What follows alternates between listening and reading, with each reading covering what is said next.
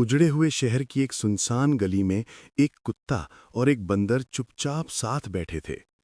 चारों ओर खामोशी थी। टूटी हुई इमारतें और ठंडी हवा उनके अकेलेपन को और गहरा बना रही थीं।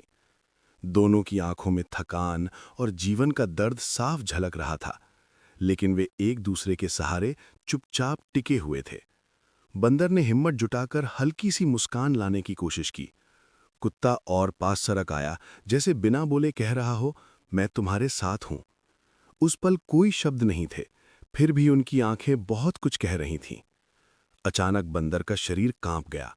उसकी ताकत जवाब दे गई और वो धीरे धीरे जमीन पर गिर पड़ा। उसी समय बारिश शुरू हो गई। कुत्ता घबरा गया और तुरंत उसकी ओर दौड़ा। उसे संभालने की कोशिश करने लगा, लेकिन बंदर होश में नहीं था। कुत्ता उसे अपने सीने से लगाकर बैठ गया। लोग आसपास से गुजरते रहे, लेकिन किसी ने रुककर देखने तक की जरूरत नहीं समझी। भीड़ थी, पर संवेदना नहीं। उस पल दोनों पहले से भी ज्यादा अकेले हो गए। रात गहराती चली गई। एक टूटे हुए शरण स्थल के नीचे कुत्ता बंदर को बाहों में लिए बैठा रहा।